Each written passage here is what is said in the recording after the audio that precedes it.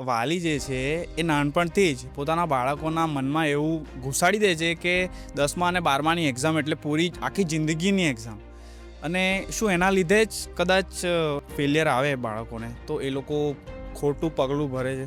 Of course 10th અને 12th બોર્ડને આપણા સમાજમાં એટલી મોટી હાઈપ બનાવી દેવામાં આવી છે કે જાણે એમાં કંઈ ના કર્યું. હું સમાજમાં શું મોઢું બતાવીશ? તારા લાગે સમાજમાં શું મોઢું બતાવીશ એટલે કંઈ એણે તો કંઈક આતંકવાદની જેમ બોમ્બ મૂક્યા છે કે કશું કર્યું છે કે હું સમાજમાં શું મોઢું બતાવીશ? 10મું ધોરણ છે અને હવે તો એટલું પહેલાંના જમાનામાં એવું હતું કે આપણે ફેલ થઈએ ને તો આખું વરસ બગડતું હતું કે આ જૂનમાં એક્ઝામ આપી તો હવે આવતા જૂન સુધી. હવે તો એટલું સરસ થઈ ગયું છે કે ક્વાર્ટરલી 2-3 મંથ્સમાં ક્લિયર કરી દો અને તમે ન્યૂ એડમિશન પ્રોસેસમાં જોડાઈ શકો અને એ 2-3 મંથ્સમાં તમે પેરેન્ટ્સ તરીકે એને સાથ આપી શકો.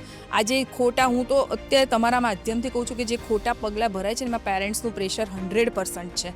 જો બાળક ઘરમાં રહેતું હોય ને, મા બાપને ખબર જ હોય કે કેટલામાં છે અને એના કેટલા માર્ક આવવાના છે. હવે જો તમને ખબર પડી છે કે અડધું વરસ પૂરું થઈ ગયું છે, બરાબર, અડધું વરસ પૂરું થયું છે, એ કશું ભણ્યો નથી તોય કંઈ ચમત્કાર થવાનો નથી ને હવે ભણશે તોય કોઈ ચમત્કાર થવાનો નથી.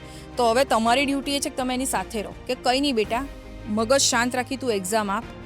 તે જે ટાર્ગેટ કર્યો તો એ પ્રમાણે આપણને રિઝલ્ટ નહીં મળે. લાઈફનું એક વર્ષ બગડ્યું શું થઈ જવાનું છે મને એ ખબર નથી પડતી.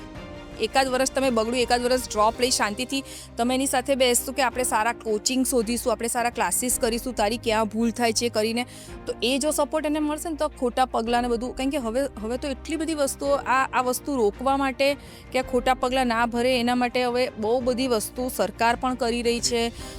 શિક્ષણ ક્ષેત્રમાં એટલી બધી ક્રાંતિ આવી રહી છે, પણ જ્યાં સુધી મા બાપ અવેર નહીં થાય ને ત્યાં સુધી. અને હું તો એક જ વસ્તુ કે તમારું છોકરું, મારું છોકરું 60% વાળું છે તો છે, શું ફેર પડે છે? એ તમે સ્વીકારશો ને તો દુનિયાએ સ્વીકારી લેશે.